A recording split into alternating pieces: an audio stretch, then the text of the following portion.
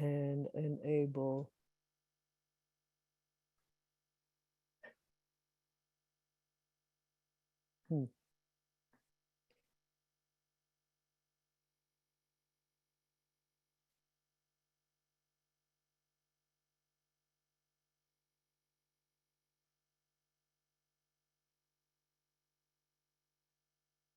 Now I've enabled the captions, so they should appear at the bottom of your screen if you're having some challenges with hearing every word. Of course, whenever there's a word in Yiddish or from Jewish texts, it's going to mangle it, but that's how it is. I just wanted to let you know before we start that starting next week, we have a 4-part series on abortion, which we initially planned for the fall to do it before the election, but because of the Supreme Court opinion leak, we have advanced it. So it starts a week from tomorrow. There'll be 4 sessions, each on a different aspect, starting with abortion in Jewish law next Sunday. So I invite you to come to the website and sign up. And on June 9th, we're doing a one-time event, which will be a panel on AIDS in the Bay Area and the Jewish community, with 3 people who are both witnesses, but also community leaders in the Jewish community and in the broader community. It's in conjunction with, I don't know if anybody besides me knows that on June 11th and 12th, it's the 35th anniversary of the AIDS quilt, and the largest display ever in the history of mankind will be in Golden Gate Park.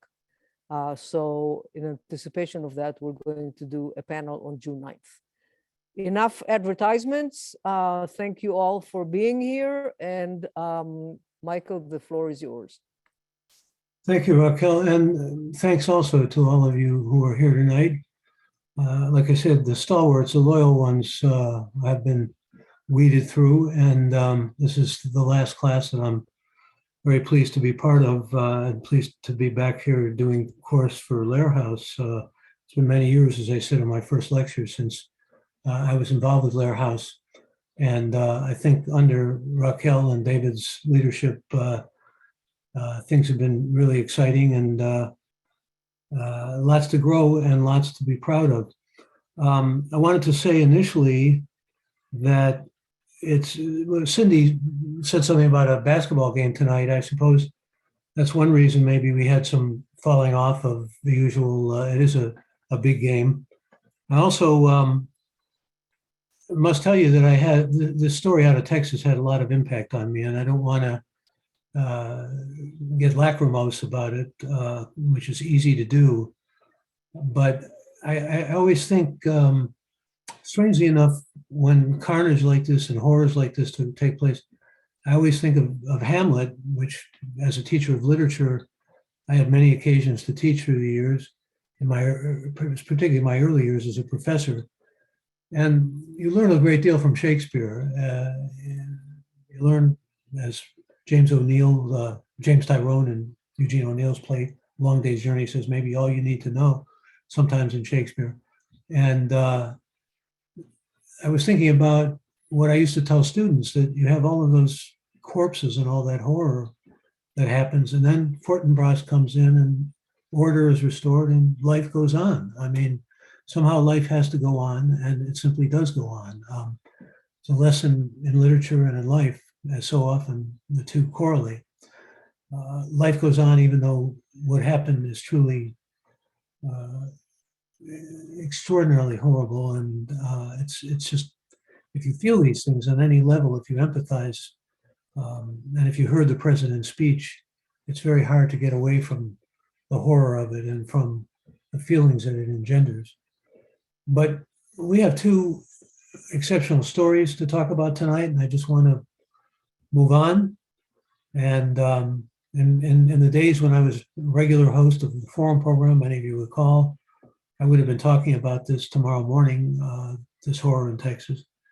And so I have to tell you, I miss at least being the journalist with the platform where I could talk about these things, although that's going to be happening again, I think, pretty soon in another incarnation. But I feel as I think many of you do, all of you do, I would hope, for the loss and the tragedy of what happened in Texas and what happened in Buffalo, and what seems to be happening almost in an epidemic way. I thought this evening, not almost, it is epidemic. I thought this evening I would start with Bellow and go to Roth, but I'm thinking now to reverse that order. It's a natural order because Bellow is, well, the older figure. He was not necessarily a father figure, he was more maybe a big brother figure to Roth, but he was a son, that is, Bellow was a son of immigrants. In fact, he was actually born and raised in Canada, in Quebec, and in Montreal. Roth, of course, is from New Jersey. Roth is of a younger generation, but in many ways, I thought I would start with Roth because he remains, and this story is a good example of why, he remains highly controversial. There are a lot of issues that I think we ought to explore initially, even though Bellow has often been called the chairman of the board and, the real progenitor, patriarchal figure in terms of Jewish American writing. In fact, Roth was a writer who said, I'm not a Jewish American writer, I'm a Jewish writer. I'm a writer who happens to be Jewish. He liked to make that separation, just like he liked to make separation between Judaism and Jewishness. And there were those who responded very negatively to this story I assigned, Defender of the Faith. If you go back and look at Commentary Magazine, you'll see letter after letter after letter, many of them from rabbis and members of the ADL and the Jewish establishment, accusing Roth of being a Jewish anti-Semite, of being a self-hating Jew. Roth was breaking new ground here, and it was 1959, so it wasn't that long after the Shoah, and there was still a good deal of hypersensitivity to the way Jews were portrayed in literature, even though in American writing, for example, by some of the greatest American writers, Hemingway, Fitzgerald, the list goes on, Jews were portrayed in stereotypical ways. The word kike was not unusual in the writing of some of those American masters. And Roth was taken by surprise. It was kind of a sneak attack upon him that the response was as strong as it was and as damning as it was. What he called the Jewish establishment stepped in ways that surprised him and really kind of annoyed him, but took him by a kind of shock because he didn't expect it. He was just beginning his career, really. In this book, Goodbye Columbus, that the story for tonight is taken from, and some of you may recall the collection, was a National Book Award winning book. He also wrote Portnoy's Complaint, which was also shocking in many ways because of its sexuality. And it was a novel that also won a National Book Award. Roth, one could argue, is one of not only the most important writers of Jewish heritage to come along in the post-World War II era, but also one of the most important American writers. And I think one can say the same of Bellow. And that's an important point because both of these writers were trying to establish themselves in ways that didn't necessarily type them as being Jewish, even though they were writing about Jews. And Roth's story, even more in many ways than Bellow's story, which has a certain vintage to it, about a time when Christians, particularly these scandal.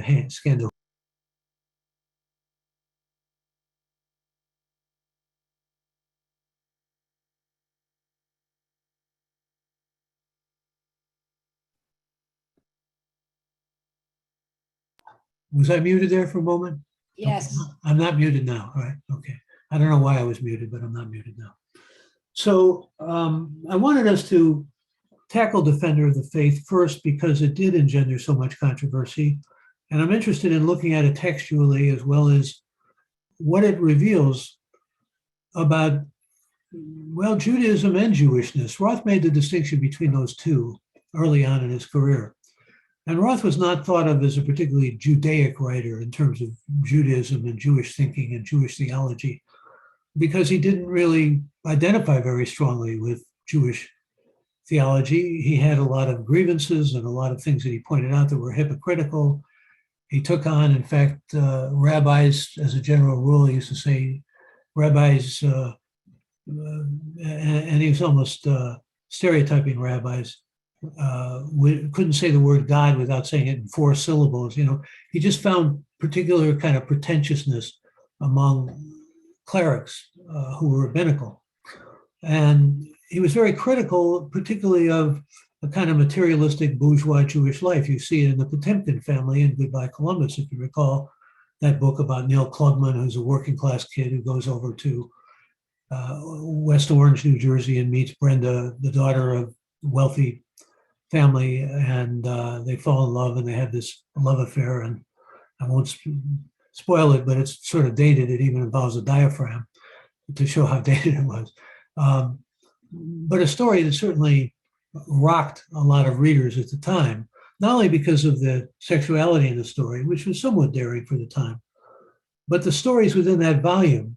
There was a story, for example, called Epstein in that volume, a short story about a man named Epstein who was an adulterer and has an affair with a woman neighbor of his.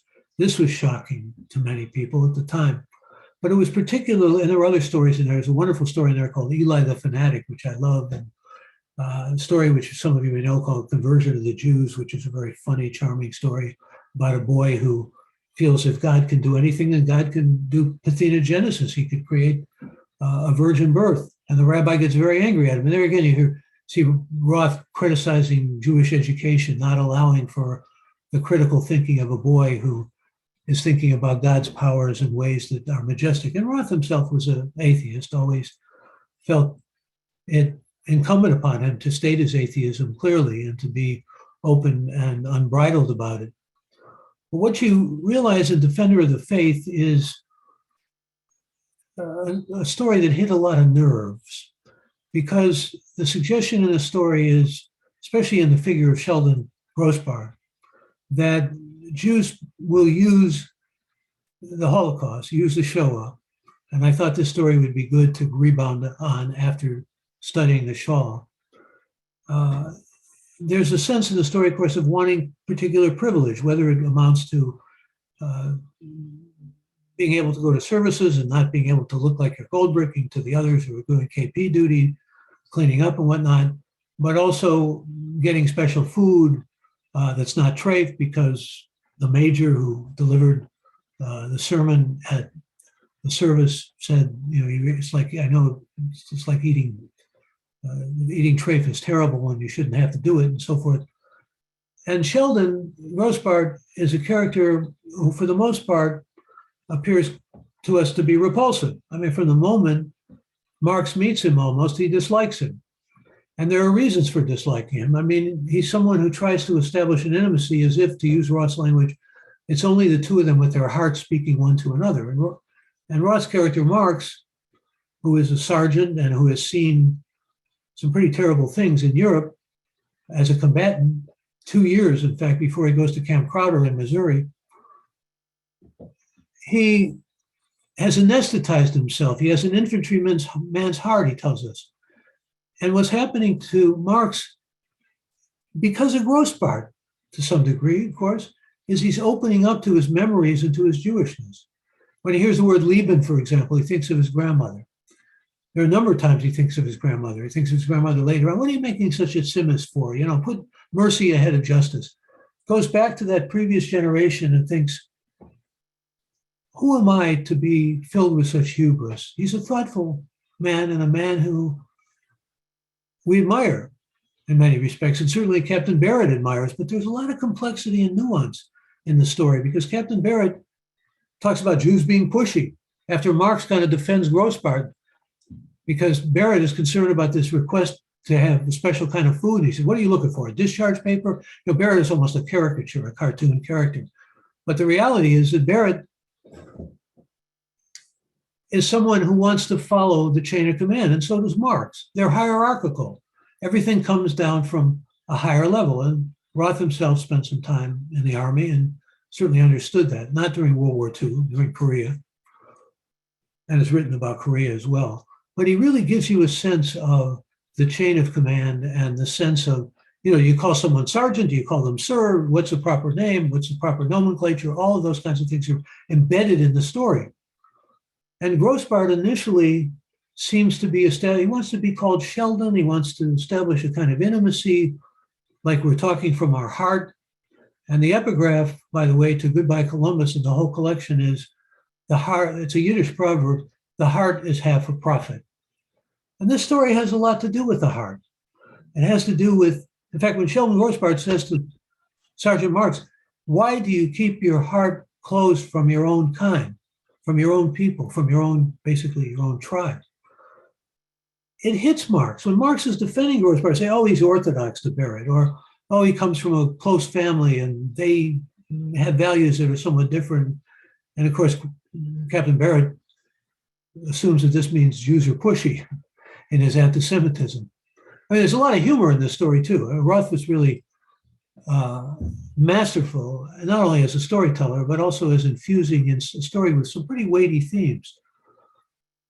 What could be more weighty, for example, than the Jewish notion of the Messiah?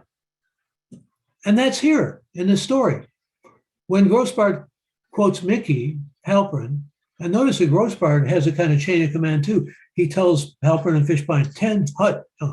He orders them around, and it's almost as if he's in command, and they follow him. His leadership with these boys is one that's quite striking to Marx, because Marx is supposed to be in that leadership role. And for the most part, Grossbart's trying to manipulate him, strategizing, figuring ways of getting special privilege, even to the point where Marx thinks he hears him in the shul. Is it a shul? Is it a church? All of these words show us that we have Jews encountering a world of Gentiles. Jewish mass is the word, the words that are put out. Kevin says, go to the Jewish mass. We see how Jews really are put in a different role. And Grossbart almost comes off as a defender of the faith, saying, look, don't keep your heart from your fellow Jews. And Grossbart says, Mickey tells us the Messiah is in a little bit of each of us. Maybe we're all the Messiah. Remember, Mickey Halperin is the yeshiva boy. He's the one who studies pretty deeply and profoundly into yeshiva. He's the one who's much more spiritual and feeling. When Grossbart may be talking about the Goyim will clean after us, and these are the kinds of things that people were very upset about that Roth has included in his story, because the Goyim are going to be reading this, and this is going to be a shanda for the Goyim. This is going to make us look bad. These are the sort of things that we supposedly keep on the down low as Jews. We keep as secrets. That's why Roth stirred up so much enmity and animus. You could understand it. He had a great deal of number of defenders as well, but there were many who were shocked and upset. Seems almost quaint now by today's standards. One of the times, things change, obviously. I don't have to tell you that, but I was just thinking about, just anecdotally, about when I interviewed Roth a couple of times on the air, and once I told him a story about going to a library with my young teenage daughter, and they had a teenage section, and there in the teenage section was Portnoy's complaint. Roth laughed when I told him the story, and I laughed to think about it, because when Portnoy's complaint came out, it was also kind of really a scandal, and Jews were thinking, what's this going to make us look like? A bunch of perverts and sex fiends, and Portnoy with the liver, and you remember, actually, I don't want to get too graphic here, but again, Roth moved boundaries, he pushed things, and he was saying, look, Jews are like other people. But Sheldon Grossbart says, no, they're not like other people. We're different. Look what happened to us in the Shoah. So is Sheldon Grossbart the defender of the faith? By the way, that title, some of you may recognize, goes back to Henry VIII. Pope Leo X said Henry VIII, called Henry VIII the defender of the faith, before Henry VIII moved into Protestantism like Luther and broke away with the Roman Catholic Church. He was a defender of the faith until he wanted to marry and annul his first marriage, and therefore essentially renounced the Pope and Catholicism. But look, we have a story that's taking place in 1945, right after the war. The boys don't know whether they're going to go to the Pacific. This is ultimately why Grossbart goes on his best behavior. This is why Grossbart strategizes to have those letters written supposedly to the congressman Franconi, supposedly by his mother and his father. They're almost, humorous because they're so filled with hubris. And this is Grossbart to the degree that we can't possibly see him as a legitimate defender of the faith because he's a liar, he's a crook, he's just all the things that Marx says he is. He's a repulsive character. And is Roth saying that all Jews are that way, or is he saying that some Jews are that way? Somebody used to say to me, somebody in my own family used to say to me, when I was young, you learn through the years that the best people and the worst people are Jews. And that's always stayed in my consciousness. I don't know if it's true or not, but it makes a certain modicum of sense when you think about some of the Epstein and Madoff type of people as opposed to some of the great Nobel laureates and extraordinary philanthropists and humanists and people of great distinction that happen to have been Jewish. Roth felt that he was a realist. He said this many times. I wanted to show how people behave. But these are Jewish people who behave this way. And Marx is someone who believes that if you're going to go to war, and particularly when we talk about going to Japan, going to fight in the Pacific in a moment, because everything seems to be moving eastward. Grossbart wants to go eastward to the Bronx, right? They don't want to be sent eastward to the Pacific because they don't want to be fighting in that theater, even though they don't know, of course, that there would be an A-bomb that would pretty much end the war in the Pacific pretty soon after soldiers were sent there. They think that their lives are at stake. And it's hard to think of Grossbart, who feels he's looking out for Halpern and he's looking out for Fishbein and he's looking out for the Jewish people, and he writes this preposterous letter. Let me just read to the congressman. First, let me thank you for your interest in behalf of my son. Private Sheldon Grossbart. Fortunately, I was unable to speak with Sheldon on the phone the other night, and I think I've been able to solve our problems. He is, as I mentioned in my last letter, a very religious boy. It's a boy who talks about eating treif but brings back the egg roll, right?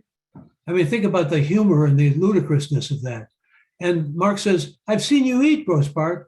You're a hound at chow. You eat like a pig, basically. It doesn't matter that the treif you're eating. And Grossbart says, you need the fuel, right? The letter, which Grossbart admits that he wrote, because this is what my father would have thought. And it was only with the greatest difficulty that I could persuade him that the religious thing to do, what God himself would want Sheldon to do, would be to suffer the pangs of religious remorse for the good of his country and all mankind. I mean, this is so hyperbolic and so preposterous, it's laughable. And Grossbart is laughable, but he's also very, as I said, manipulative, Machiavellian, strategic. He wants to go home and he will do whatever it takes. He pulls a string, finds another Jewish guy named Schulman. Schulman, interestingly, like the Shul. And this story has a lot of resonances about not only the Messiah, because the Messiah is mentioned not only in conjunction with Mickey Halpern, but it's mentioned later in the story when he mentions his grandmother again. His grandmother would say, when the Messiah comes, there'll be joy, there'll be happiness, we'll laugh, we'll sing. Why are you making such a simus? You got to put mercy ahead of justice. But maybe the reverse is what we learn in this story. It's an important lesson in this story. Maybe justice, and particularly justice when it comes to doing something for the collective good, not for oneself, not lying to get ahead for oneself, or for that matter, even for one's people, but the values that Marx has. And Marx feels at the end terrible remorse. He feels a great pang of guilt because he has done exactly something in the way that Grossbart would have done it. He realizes that his modus operandi, his Machiavellianism, is just like Grossbart's. He's a doppelganger. That's a fancy word for that. It's like a twinning of himself and Grossbart mirrors him in ways that make him very uncomfortable, but he feels that needs to be done for the sake of justice. It's wrong that Grossbart should get a special privilege of being the only one to go back to his home, and all the other boys, including the boys who supposedly he claims he's looking out for, Halpern and Fishbein, go to the Pacific Theater. So the story really has many layers to it and a lot of subtlety and nuances, as well as the humor and the seriousness that makes it what Irving Howe said was a great story. Irving Howe thought Roth, also condemned Roth, self-hating Jew. He's not that talented. The stories in Goodbye Columbus aren't that good, but this story holds up. This is a great story. Okay. Not sure I agree with Irving Howe, but Irving Howe was one of the lions of literary criticism. But here's the disturbing thing I want to call to your attention, and perhaps maybe at this time some of you may want to weigh in. When they're out at the shooting range, when Captain Barrett says, let's go to let's find we kept calling him Grossman. Let's find Grossman, and you trying to get a discharge, and confronts him and so forth. They're at the shooting range, and there's this description which has always weighed on me. I've got to be completely forthright with you here. I've always wondered, does Roth really need, through the eyes of Marx, to have this particular description? Let me read this to you. The captain slammed the brakes on and told me to get the hell out and find Grossbart. I found him on his belly, firing wildly at the 500 feet target. Waiting their turns behind him were Halpern and Fishbein. Fishbein, wearing a pair of steel-rimmed GI glasses I hadn't seen on him before, had the appearance of an old peddler who would gladly have sold you his rifle and the cartridges that were slung all over him. Why does this weigh on me? Because if you read that kind of description, even though it's coming from Sergeant Marx, from, say, a Gentile writer, or a non-Jewish writer, you would wonder, isn't that anti-Semitic? Isn't it excessive?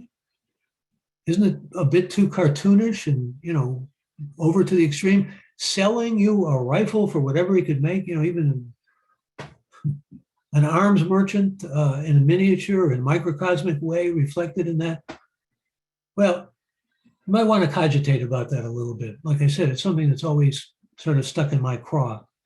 And yet at the same time, I think you can defend Roth, and many have, for giving us a story which just realistically depicts a certain kind of, well, you would call Sheldon Grossbart gross. You would call him a chazer, because he is. You would call him a schmendrick, too. I mean, just you can think of a lot of good Yiddish names that might encapsulate his character. Does he really want to go to a Passover Seder? Or does he just want to get away? I mean, all that malarkey about his aunt, oh, I didn't read it right, it was a week later. He makes up things on the spot. And it's more difficult for him to lie under those circumstances because he's been given the shocking news about the Pacific Theater. And what does Sergeant Marx say at that point? His reaction was not a lie. It's as if Grossbart is made of lies, and he creates fury in Marx. But when he sees him and his reaction to going to the Pacific Theater, it's the one moment he has a true reaction. And make no mistake about it, Marx feels paternal. Marx is going back to all these memories. He's trying to get rid of this infantryman's heart of his and go back to the real depths of his heart of Jewish identity. And he says, all right, bring me gefilte fish from this Passover Seder. What do they bring him? They bring him an egg roll. Now, there's a little joke in that, too, because so many Jews eat Chinese food, and eat the pork in Chinese food, and it seems like it's okay. I mean, I wrote a whole book on Jewish humor, as some of you know, and there's a lot of that stuff about Chinese food and Jewish culture and American Jewish culture particularly. But here we get the sense of, why does he want to go to Passover Seder? Why does he use that lie of wanting to go to Passover? Maybe there's some truth behind it. Maybe he has an aunt in St. Louis. Perhaps he does. But we don't know ultimately. And what we do know is that there's a kind of, let me call it a little bit of a portal in this story to thinking of Marx and Grossbart and Fishbein and Halpern as kind of the four sons. If you know your Seder and you know your Haggadah, you have the wicked son and you have the good son and you have the other two sons.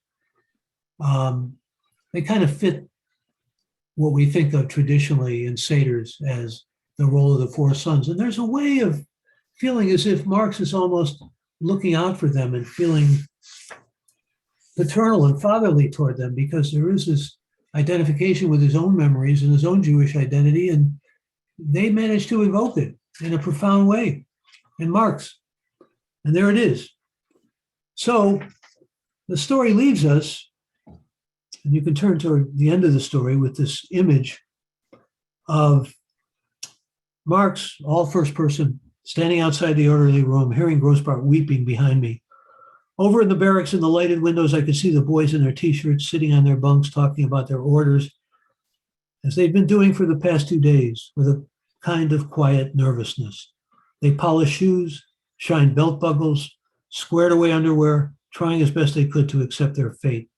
Behind me, Grossbart swallowed hard, accepting his, and then, resisting with all my will an impulse to turn and seek pardon for my vindictiveness, I accepted my own.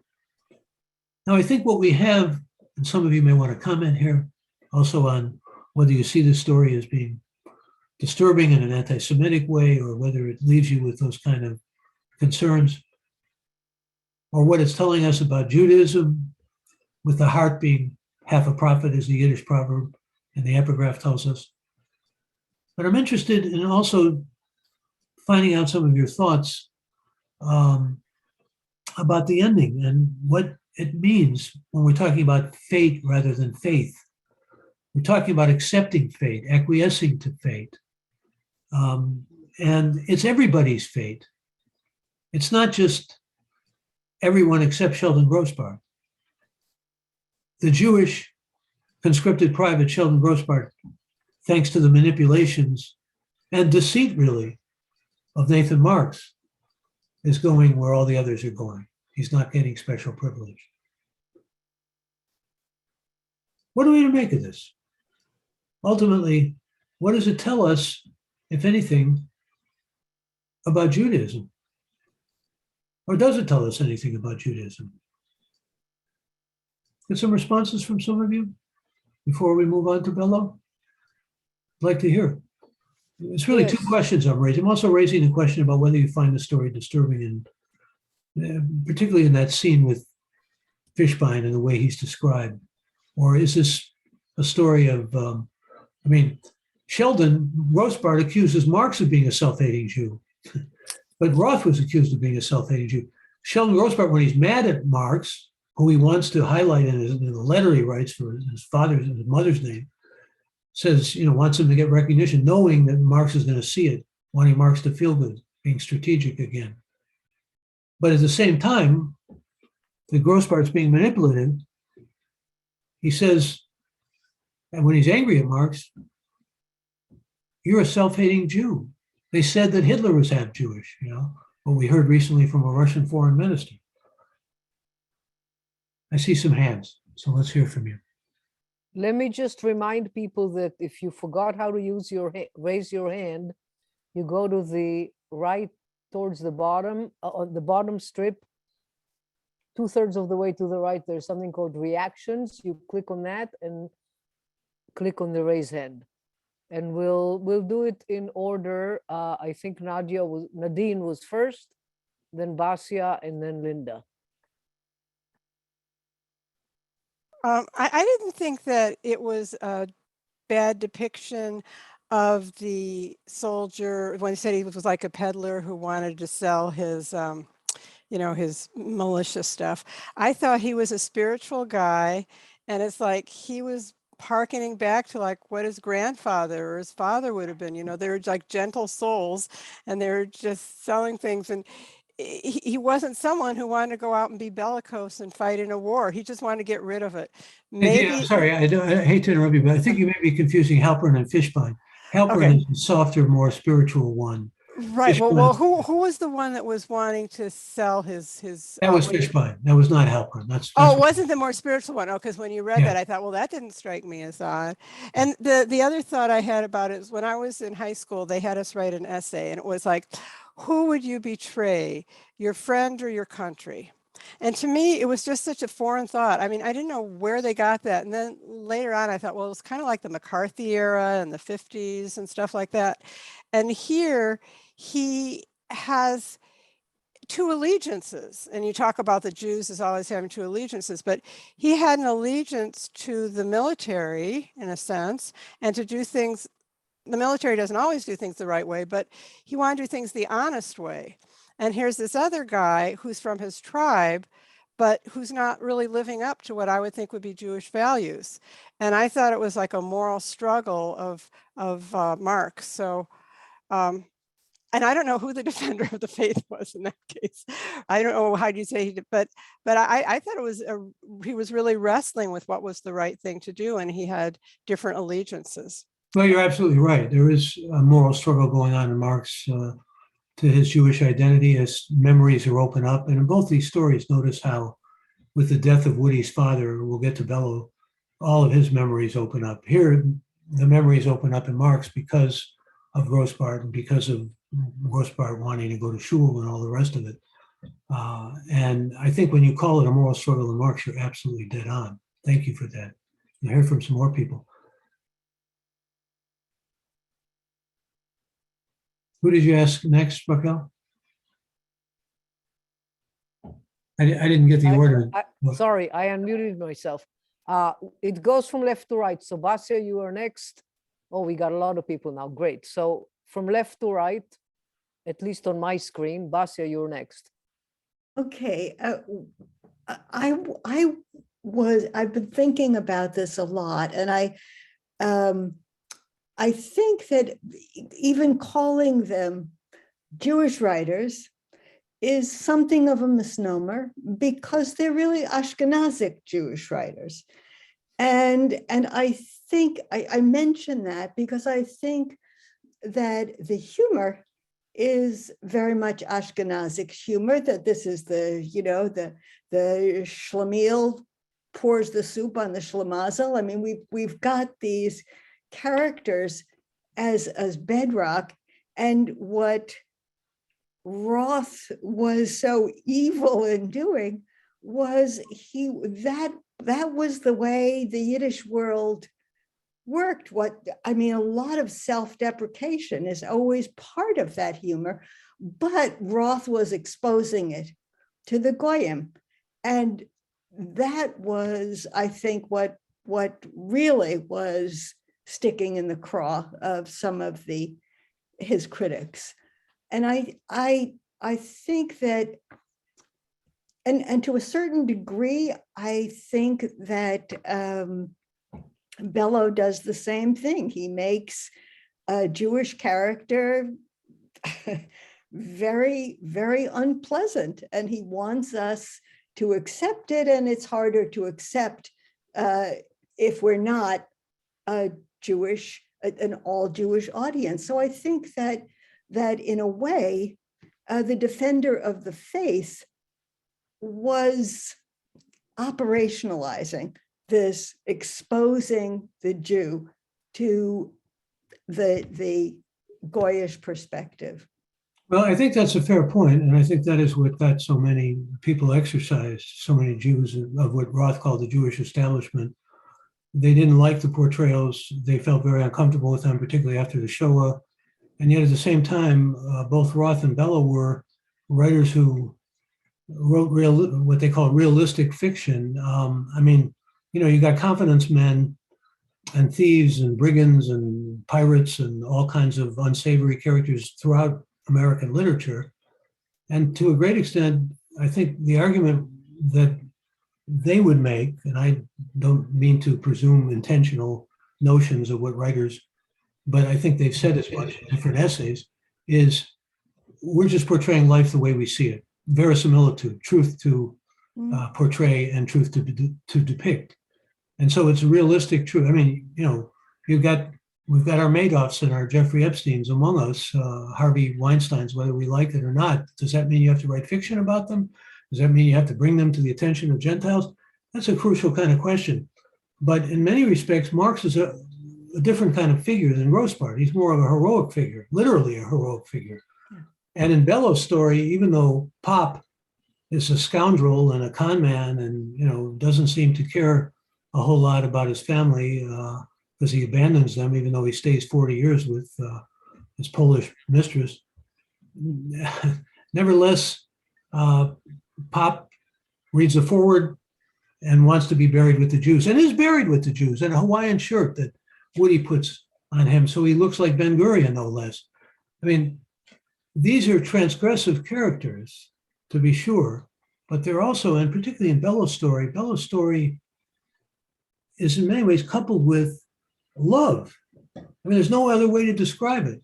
The paternal feelings that Marx has, despite the feeling of betrayal by Grossbart at one point, is a feeling of love, the feeling he has toward his memories of being Jewish. It's very tender-hearted. And in the Bellow story, no, the characters are more secular. In fact, most of them are converts, except for the father and son. And even the son was studying to be a minister and was a convert. But you know, they have a sense of family connectedness, even though, mind you, the Pop abandoned Woody and the whole family. In fact, Woody was even involved in Pop's abandonment. Right? Caddy money was used by Pop to take a taxi to leave. Love it was what bonds him. When he gets into bed with his father, and his father is trying to pull out those intravenous needles, and Woody is hugging him and getting him embraced and everything, it's really very powerful about the emotional love. Is his father worth loving? Is his father a man of Jewish values? And you could argue that till the sun sets, but Woody loves him. And Woody says, maybe we love selfish people more because they are selfish. A little dispensing of Bellow philosophy in that. It's quite useful. But the point is well taken that we have characters who are not necessarily designed like Leon Uris characters in Exodus or Harry Golden characters, if you remember Harry Golden, who wrote For 2 Cents Plain, wrote more memoir than fiction. Roth really vilified those writers because they tried to create sentimentality and schmaltz really in Jewish characters and got away from maybe the more hard-boiled street-like characters who Bellow particularly knew very well. Bellows Herzog, if you know the novel, once said, I learned everything I had to know about life on Napoleon Avenue, which is a street he grew up in of urchins and poor people and thieves. And it's like Isaac Singer's world. It's like the shtetl that we see in a story like Spinoza of Market Street. People survive because they're poor. They have to learn sometimes. I mean, look at Pop in the Bellow story. Look at how he comes with nothing. He's abandoned in Liverpool, and then he comes to the United States. And what does he have? He goes under the radar. He doesn't have a driver's license. He doesn't have the right to vote, but he votes. And he can identifies himself as an American. All right, I'm creeping into Bellow here, and I do obviously want to talk about it. But let's go back to Roth. Some of you wanted to say some things about Roth. Deborah, you're on next. I really like Philip Roth. I've always liked him. I can't explain why. I relate to his stories so easily, even though they're very, very male point of view. But there's something about the way he writes about Jews and the Jewish experience that I just dive right into and feel very at home in. And I don't know what it would be like to read Defender of the Faith as a Gentile. I have no idea. And I don't necessarily relate easily to the character of Grossbart. I didn't know a lot of Jews like him. I know they were out there. And I think your comment and quote, Jews are the best of people and the worst, is probably accurate, with a lot in between. But I'm so drawn into Roth's stories as a Jew and the Jewish experience and how Jews, Nadine and I, who's part of this group, grew up in a Jewish town. And we talked about our experience vis-a-vis Roth and our Jewish experiences growing up. And there's something about Roth, I don't think it's that we're heroic people. I don't think that we're not heroic people. I think we're interesting people and we struggle with a lot of different things. And I think Roth presents that almost in every work in a very truthful way. And I guess it's his honesty that I just really admire, and that sense of Jewishness, and I don't know what it is, but I feel it when I read his stories. I definitely feel it. And I'm very connected to him as an author, which is surprising because he really writes from a male point of view. But he's a wonderful author, and he's full of insight. And honesty in many ways. So I don't know how the Jewish people at large take him or leave him. I don't reject him. I really honor him. I think his writing is wonderful. But I guess it's the truthfulness of his story that am most involved with.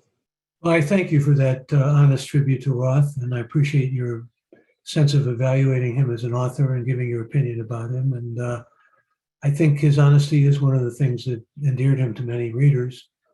But, you know, there were certainly a lot of readers who were, as I said, irate and incensed about this story particularly, which is why I thought we would tackle it.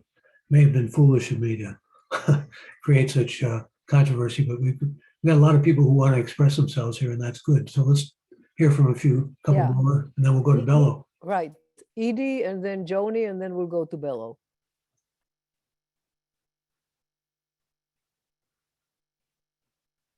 Edie, you need to unmute yourself.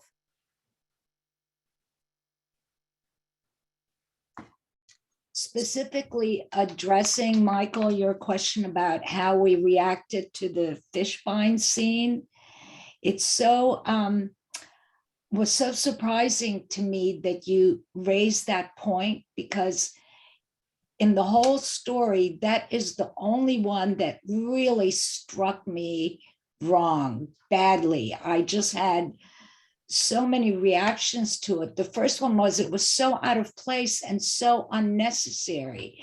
To me, it served no purpose whatsoever to make that comment, other than, you know, maybe to appease some people who think that way about Jews. It wasn't telling of the person at all. It wasn't telling of anything, whereas the other descriptions and commentaries of characters or their behaviors was really telling of who they were. But, you know, I think you've done a nice job of outlining some of my feeling about that. Yeah. You sort of reiterating my own sense of what's troubled me about that particular passage. It's like Roth is a very careful writer, and as you imply, there's little that you can find in his storytelling that is dispensable or that doesn't belong there. It's what Henry James spoke of as the figure in the carpet. You can't separate any parts of the loom. You can't, or James talked about every T being crossed, every I being dotted for a reason. Everything is there as it should be. But this seems anomalous to me. This is like, I'll give you an interesting analogy. Hemingway is also a very careful writer. Hemingway is also an anti-Semite, was an anti-Semite. Just read The Sun Also Rises, if you don't know it, about Robert Cohen, his character based on Harold Loeb. There's a real pettiness about Hemingway when it comes to his attitude toward Jews. But in a novel which is very well crafted, where everything seems to fit, a novel some of you may know, Farewell to Arms, there's a line in there about Catherine Barclay, the nurse who's in love with Frederick Henry, the lieutenant, who makes a separate peace and leaves the Italian war front that he's fighting on. She says, Othello, she calls him Othello, basically, you know, who was a warrior.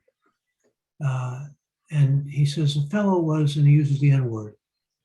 And what's it doing in there? Why does he call Othello the N-word? Makes no sense. It's just superfluous. And Hemingway, as I said, was very careful, and so was Roth. But there are things like that that are anomalous, that don't necessarily belong. But thank you for all these really good comments. I think we have one more. Yeah, Joni, you go next, and then we'll move on to Bello. Although I generally like Roth's writing, this story kind of bothered me. And I think what bothered me about it is he took some of the worst stereotypes, bad stereotypes of Jews and projected them in this story, particularly in a context of young men, obviously, who were very scared, who were about to go off to war, and that context even made it worse. And I know that Roth got criticisms as a self-hating Jew, particularly for this story. But I really wonder what Jews at that time would have said if a non-Jew had written this story with all the stereotypes that were in it. I can see, I can hear what the comments might have been about stereotyping Jews in a bad way had this had a non-Jewish author. Yeah, well, it comes down to, I suppose, the question of what are a writer's obligations, moral obligations? Are they, I mean, my mother was kind of a shtetl mind. What's good for the Jews? What's bad for the Jews? Almost anything, was seen in that binary. And I mean almost anything. I don't mean to be flip here. I love my mother, but she did have that mentality. And a lot of the women, particularly of her generation and the rabbis of that generation and Jewish establishment people, felt Roth was bad for the Jews. And they felt a writer should, present good, positive representations of Jews. We were pretty sensitive given things like Der Stürmer and, the Nazi stereotypes of Jews and all being, cheap and all wanting to, pounce on or mount pretty Nordic girls like Heidi of the Alps or something along those lines. It was always these kind of stereotypes and being, avaricious and being manipulative. And there's a social psychologist named Gordon Allport who says, among many other things, that stereotypes are based on what people project. It's a very neo-Freudian paradigm that Blacks are seen as being like the id, out of control, and you can't, you expect them to do all of these sorts of things that raping white women and killing and slaughtering, and the prejudiced people expect that of them. They project their own id. Whereas prejudice against Jews has to do with the superego. They project all the miserliness and manipulativeness and wanting to rule the world through protocols of the elders of Zion and all of those kinds of things. So you see in someone like Allport that kind of psychological bifurcation, which is pretty revelatory, I think, and useful in some ways. If you like Freud, or if you put any credence in Freud, even neo-Freudian, watered down Freudian, there's a feeling that a writer shouldn't have to feel that he or she or they have to do PR, right? That was what Roth objected to. That was getting back to the point that was made about Roth's honesty. And I suppose you can say it was perhaps even courageous of him to write with that kind of honesty and authenticity, but some say, and my mother's view would have been, not good for the Jews. Okay. You could perhaps say the same thing about the Bellow story, except Pop is a character who in some ways is almost more of a kind of Gentile stereotype that the Jews had about Gentiles, even though he's the one who at least maintains some Jewish identity. He wants to be buried, as I said, with Jews. He reads the foreword and he feels, here's the distinction that Bellow, I think, would make, and that comes across in the story. Pop, makes it seem like he's doing Woody a favor by getting him away from the Reverend Kovner and Sister Rebecca and all those people who are taken with, well, Christianity and, the idea that the more Jews that they convert, the more likely they will be to ascend to heaven and realize the second coming. It's like, remember all the Mormons who wanted to put Jewish people who were buried into conversions to Mormonism. It was a terrible controversy at the time, but they thought they were doing us good. They were saving our souls. And so did these people like Mrs. Skoglund, who used to be a cook and now lives in a mansion. The story focuses on Woody and his father, and they endure this blizzard to go to try to get money from Mrs. Skoglund. And there's this extraordinary scene with father and son wrestling. The son doesn't want the father to steal the silver dish, a silver dish. Woody claims he put it back. Woody's a liar. He's a thief. And, he's a con man. There are also some great touches in the story because he plays pool even to the point where he's compared to Willie Hoppe. And those of us who used to love to play pool remember the name going way back. Willie Hoppe would be like to pocket billiards like Joe Montana to football or Tom Brady to football or somebody. Now, I want to talk about details in the story because I want to bring attention to them because they're so well rendered. And the story, as I said, is funneled so much through Woody's memories. And it begins with Woody mourning his father and really going through profound grief and trying to make sense of the loss that he's experiencing. And he remembers that rather graphic scene in Uganda of a crocodile taking the sheep cub into its jaws under the water and devouring it. It becomes a strange kind of Darwinian yardstick for us about the kind of dog-eat-dog world that Bellow is portraying for us. Woody's father, Woody is an honest man, even though he likes to do things that are larcenous and he likes to take risks, like bringing that hashish in from Kampala, putting it in the Thanksgiving turkey, like growing marijuana underneath his warehouse. He likes to do things, in other words, that like his father did. In fact, Aunt Rebecca says, "You're a thief like your father," and he steals the bacon. And he is a thief like his father in some ways, but he likes honest things, and he becomes the caretaker in many ways for the whole family. Woody is much less selfish than Pop.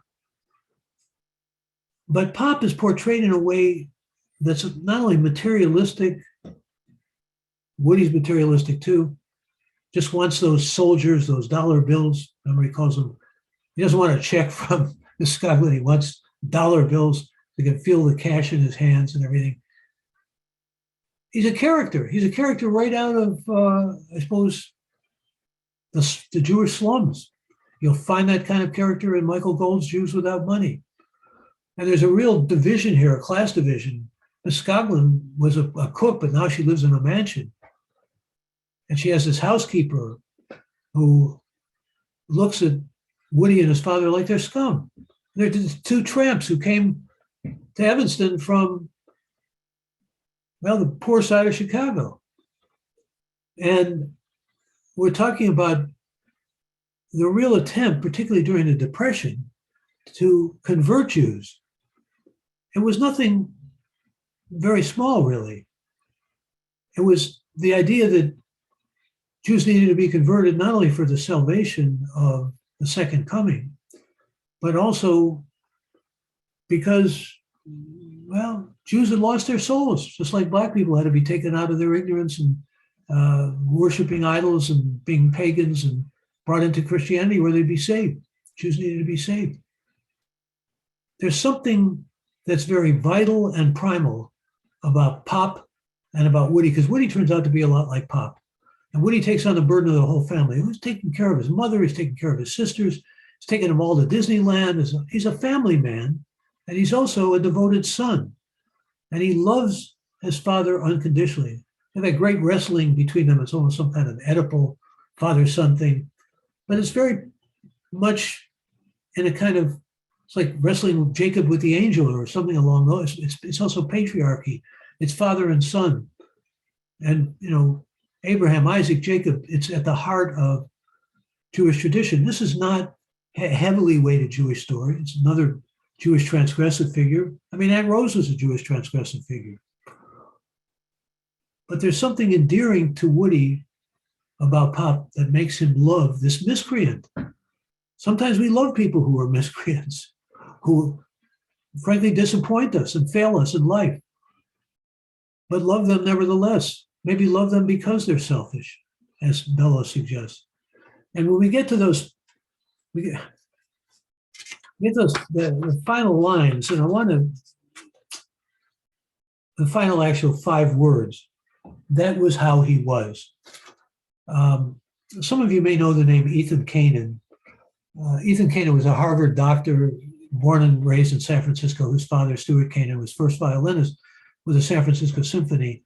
And Ethan gave up medicine to be a novelist and teaches in the creative writing program at the University of Iowa. Why am I mentioning Ethan Kane?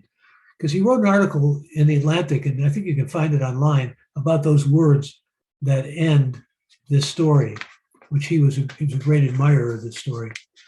The simplicity of those words, that was how he was. And Ethan was very taken with not only the story, but the simplicity of how do you explain someone like Pop? He's a real character. He's presented to us in an unvarnished way, in an unfettered way. There's something about his appetites, and he lives by the body, and he lives by, just trying to gamble and go from one gambling route to another, whether it's the horses or we're told at one point, the horses, poker, and pool, and women in that order, or something along those lines. He has his own hierarchy. He's not a noble character. He's not a sympathetic character. But there are a lot of people who are loved, even though they may not be noble or sympathetic. I think that's really the point in some ways of the story. It's what's moving to me about the story. And Woody hears those church bells and he's reminded of so many memories, and he goes back to so many memories. I mean, you go through this story, I just want to bring your attention to, just some of the details, like, Woody is successful because he's got a Lincoln Continental. And when they all go to Disney World, what does Helena, who appreciates Disney World the most, find is most impressive is talking Abraham Lincoln. Little details like that are sort of substantial in Bello, and they're why Bello is as great as he is, frankly. I mean, it may seem immaterial when you read them on first blush or first read, but it's what Chekhov does. It's what all great storytellers do. They bring you details. Let me give you some other examples. I mean, he's thinking about the old Chicago streetcar, you might recall, and he goes into real detail. He recreates that old streetcar for us. He's thinking about it. When I say he, I mean Woody. He's thinking about the old amusement at Riverside Park, about the kind of clothes they wore back in the Depression era, as opposed to the way the clothes they wear now, about the stove in the mansion that they go to, Mrs. Godlin and her housekeeper, and even the descriptions that Woody comes up with of Pop is something very rough and animalistic, and maybe even a friend of mine was complaining recently about a mutual friend of ours who seemed to be celebrating Whitman and his use of barbarism and sort of celebrating barbarism. I mean, it was Thoreau who wrote in Walden Pond about wanting to eat a woodchuck raw. There is that barbarism in Pop, and it's attractive. It's vital in some ways, like a horseman from Central Asia, Woody says. And Woody's traveled all over the world. He knows what he's talking about, like a bandit from China. These exotic Oriental or Asian analogies that detail for us, that give us a picture of Woody's father and what it is about his father that is frankly compelling and magnetic to him. The father who abandons him, the father who abandons the family, the father who in many ways is a scoundrel, although he's had a woman, a Polish Catholic woman who stood by him for 40 years, but even he manipulates her and talks about, having to pay her off the bookie, and her husband will come back after him, and Woody knows he's lying. So you have these characters, Grossbart, and I'm not trying to romanticize them, believe me, and Pop, who are not noble characters by any stretch. They're liars and they're con men. And there's something that's very difficult to feel lovable about Grossbart.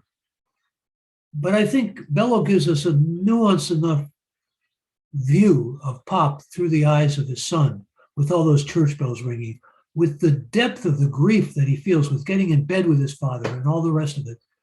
That's really quite striking and moving and poignant.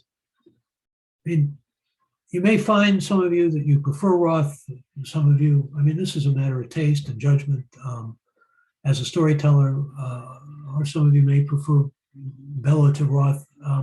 What I'm getting at here is the sense that comes across in both their work of a kind of realism that dispenses with the idea that we have to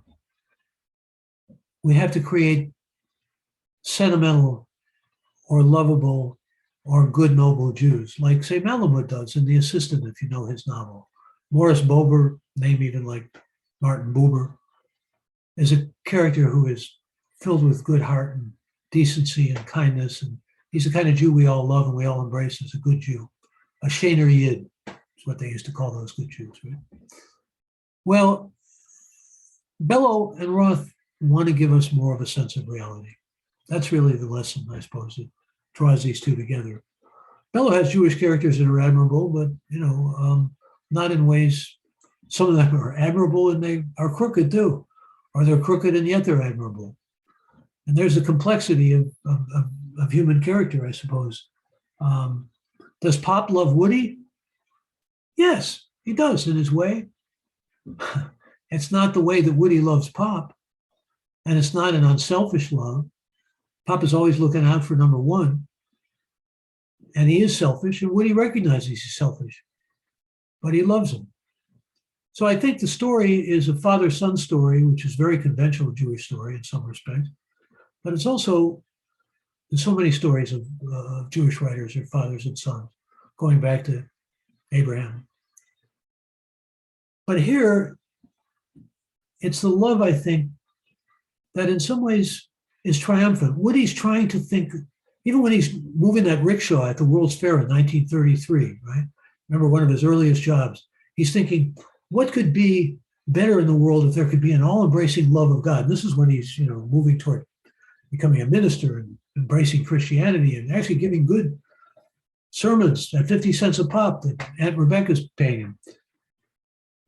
And even later on in the story, think, how can you get love to everybody to feel love? He's wrestling with and grappling with that major idea of love, which is consonant to every major religion, not only Judaism, but Christianity.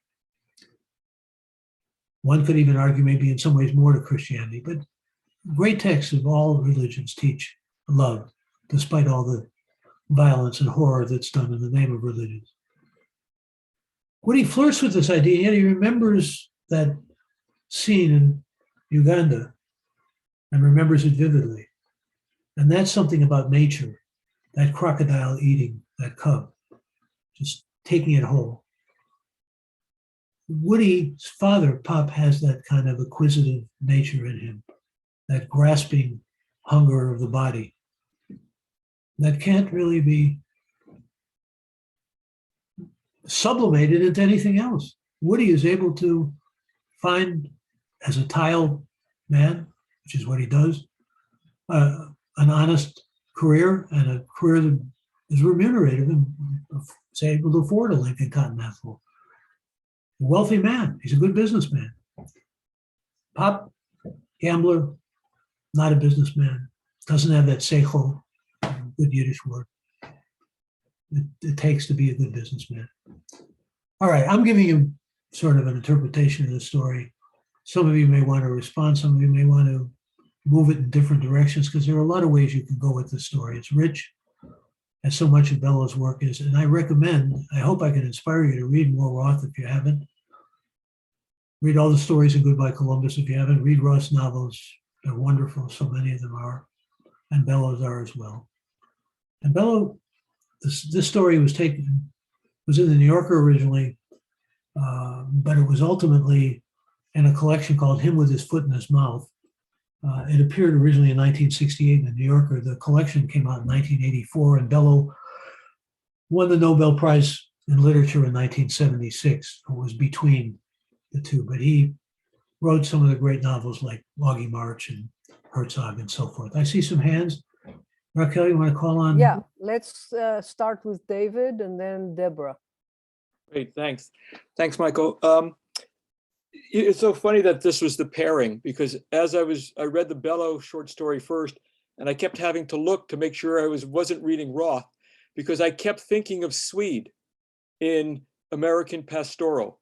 I kept thinking of how he was supporting the whole world. Swede was supporting the whole world on his shoulders, and at the same time, his biggest devotion was towards his flawed daughter. And in this case, it was Woody's devotion, again, being successful, just like Swede had become successful. And his devotion was to his mistress, to his ex-wife, to all these different people, but ultimately also to his father. And I think it was just, and that's why I just kept having to go back. I just kept thinking, like, is this Swede or is this Woody? That's a splendid analogy. I really love that. Those of you who haven't read American Pastoral, this is not a Swede like Mrs. Skoglund. This is a Swede who's Jewish, who's called Swede because he looks like he's Scandinavian or he looks non-Jewish. But I think it's really right on what you're saying to talk about that kind of love. It's in American Pastoral is sweet toward his daughter, just as you say, and it's in this novel that Woody feels toward Pop. But it's also true, I think, that Pop loves Woody. Pop is just made of very different stuff. That's just who he is. Again, those words that Ethan Kane had jumped on. Thank you for that astute comment. I really like that. Deborah, you're on, and if you're willing to turn on your video, it'd be nice to see your face while you're talking. Thank you. I'm a Heights Tiger, by the way. I love the Bellow story, and everything you said I felt was right on. But what I was bothered when I read it were those incredible descriptions of the trolley car and the stove and the amusement park and so forth. He gets into so much of that. And I wondered if you think that it would have been just as good a story without those descriptions. I couldn't quite place all that verbiage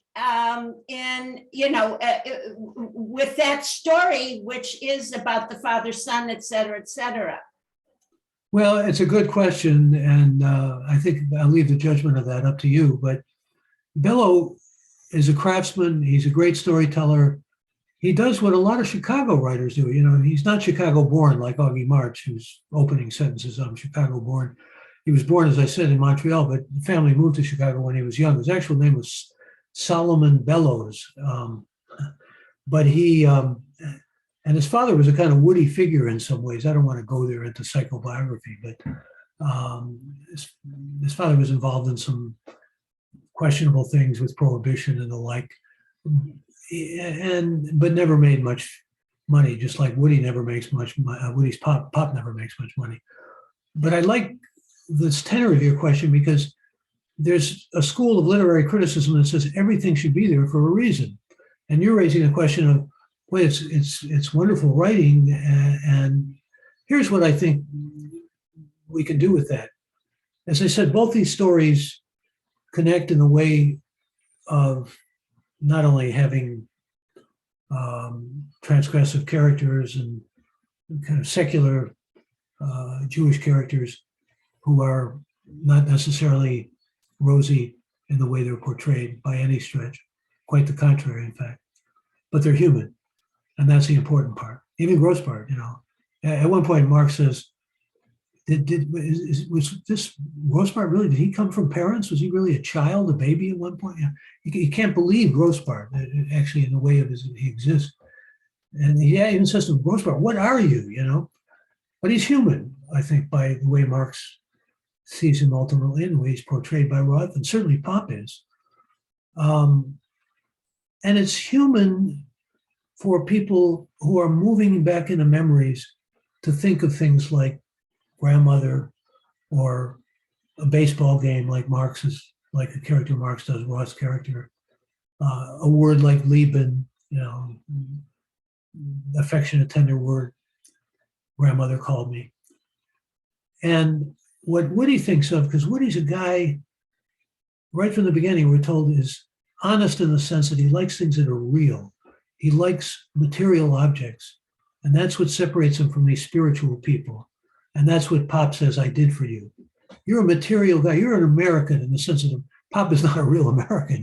He's not a citizen, but he's an American in the sense that he wants money. And Woody wants things, Woody gets money, but Woody wants things that are real. And he remembers all these things. It tells us something about Woody's memory, but it also tells us something about Bellow's craft and his attention to detail and the ability of Woody to conjure up things from the past. Because the story really is about the past. It's about something that happened 40 years ago when he and his father were wrestling over a silver dish. 40 years ago. And in fact, we learn what really happened. Of course, Pop lied. He didn't put the dish back. He sold the dish. And ultimately, the true story comes out. But what that story led to, or that stealing of the dish led to, was Woody being kicked out of the ministry. So Pop says, look, I did you a favor. You're a successful businessman now. You weren't trapped by those spiritual phony hypocrites. You became the person you should have become. And that's part of the power of the story too. And I think when I say Bello's a Chicago writer, you read Dreiser, you read James T. Farrell, and you have all of these descriptions of the time. The novel is expansive. And so are these stories in the way the novels of Bello are expansive. Sorry, some more hands. Okay, let's go to Deborah and then Lois. It's funny because when I read the descriptions, I thought they were wonderful because I'm from Chicago, and it gave me a sense of place that was just so specific. And I did think Bello, a Chicago writer, like Studs Terkel, and so many that just the flavor of the L and Howard Street and the baseball games, and it's just he is a writer of time and place, and the place is very important. It's very Chicago, and a certain kind of Jewish cultural life that goes on in Chicago. So to someone that maybe is less familiar with the territory, not so interesting. To me, very interesting, and I really enjoyed that part of the book, I have to say, because it was just like my old backyard, was where I lived and grew up as a Jewish person. So, but he is very much of the place. I think that both Bello and Roth have brought, whatever you think of them as being, if Roth's anti-Semitic or not, I just want to say, I mean, I don't think that way, but they're people that describe the struggle of Jews, the psychological struggle of Jews in a very profound way. It's human beings, and some people don't struggle so much as human beings, but a lot of Jews do struggle with their conscience and the moral wrestling and the pitfalls of human beings, particularly men. And I find that very delicious in both these writers. I really like that about them. I just like that. And one more thing, there's a film, if you haven't seen it, I recommend it. It's called Once Upon a Time in America. And it's about the opportunism of Jewish gangsters and how they kind of struggle to survive. It's not at all written at the level of this, but they do what they have to survive. And it kind of reminded me of this character, is that they use their smarts whatever way they had to survive. What you're describing is a kind of street smart, and it's certainly prevalent in the fiction of Bello. It's also to a lesser degree in Roth, but it's especially something you can mark in Bello. Augie March is street smart. Herzog in many ways is street smart, even though he's a dreamer and a romantic, and is lost in thought, particularly because he's been betrayed by his wife, and yet there's in both of these writers that sense of what you just described, particularly for the earlier generation. There's a class division, and if you grew up in Chicago, you certainly know it. There's on the one hand, hog butchers of the world, the Carl Sandburg Chicago, but there's also that Chicago out on the lakefront and the wealthier Chicago for Jews who moved into Highland Park and Skokie and areas that were much more what we would describe as semi-affluent or affluent. And this is a story about so many Jewish writers have to tell, that clash between the Jews who were penurious, indigent, refugees, immigrants, and not only wealthier Jews like we see in Roth, but also just those who have wealth like Mrs. Skoglund. Like I said, there's to go in that freezing weather, and with all due respect for Chicago, I love Chicago, but it's cold. To go through that blizzard, and Bello makes you feel what that blizzard is like for them to go through. The son goes through it because his father wants the money. He doesn't want to tap on and try to get money from Mrs. Skoglund for himself. I mean, he's got a bit of a thief in him like his father, but he does it for Pop. And he what are you doing to this nice lady? You're stealing her dish. How can you do that? And so forth. I mean, Woody has a conscience about things. Pop is almost without conscience. There's a real contrast between the two, between the father and son. But you have these class divisions in both stories, and the class divisions are real, especially in the Bello story. In other Roth work, it's more a class division between Jews who live out in the suburbs and Jews who live like in Newark the city of Newark, like Neil Klugman in Goodbye Columbus. He goes to the country club of his girlfriend Brenda, and his cousin goes to the country club. He's the poor cousin. That's why I identified strongly with Goodbye Columbus. I was a poor cousin. I was after those girls in the country club. I identify with Goodbye Columbus too. I was a girl in the country club. So. Those of us who came from a more proletarian background, we were kind of exotic, some of the children of those girls who were my girlfriends that I went after, the richer girls, more affluent girls and so forth, their children maybe found people of color more, boys of color more exotic. But we kind of working class kids were more exotic at the time. Thank you for your comment. We'll try to get, we're almost running out of time. Or maybe Yeah, let's have Lois ask a brief question, and then we'll just have 2 more minutes to summarize at the a end. question or comment, Lois, whatever's on your mind. Is Lois unmuted? I Okay, just, now I'm there- unmuted. I'm sorry. I love Philip Roth. I've read many things. I was really taken, the last paragraph of the story I felt was very, very powerful, of the Philip Roth story. I'm sorry, what? Very powerful. Yes, agreed. Yes. And somebody mentioned or asked if somebody who was non-Jewish could have written that story. I don't think they could have. There were just so many nuances. At one point he said something about how Grossbart held his hands. I mean, it couldn't have been written by anyone else. I have a question and then a quick comment about the other story. I forget the title of the book that took place when Lindbergh was elected president, and they made a TV show out of it. I don't know if you watched it. I watched it and I read the novel and actually interviewed Roth on the forum program about the novel. I sent it to my uncle who had lived through all that, and he really appreciated it. The quick comment about the Bellows story. It's called The Plot Against America, by the way. Yeah. The Plot Against America, that's right, thank you. I found Woody he was just such a mensch, and his whole life, he was always doing errands and taking care of everybody. He didn't do anything for himself. Pop was a total no good Nick in my opinion. Anyway, those are my, and thank you very much for all the stories. I thoroughly enjoyed them. Well, thank you for that and for your good comments. Yeah, Woody had a separate day for Pop on Sunday, remember? Which was supposed to be the Lord's Day if you were a Christian. He had a day for like Pop, he had a wife and a mistress. And in many ways, he replicated his father's life, even down to the point of taking risks and liking. He thought, in fact, there was something wrong with not taking a risk and trying to get hashish into the country. I could have got in big trouble for that, or growing marijuana or whatever. Woody is a sympathetic character. He spends a separate day with Helena, and he's a good guy. And I think he's meant to be portrayed by Bellow as a good guy. But Pop's not such a good guy.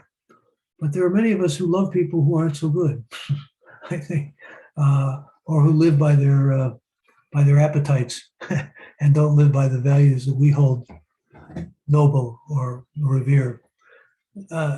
Let me extend thanks to all of you. It's been a real joy teaching this, and particularly because of the smart level of the readers in this particular class, comments, questions, responses, and the attentiveness you've given. Put in my final pitch. Anyone there and to ask him a question. I'm sorry, did I hear a voice?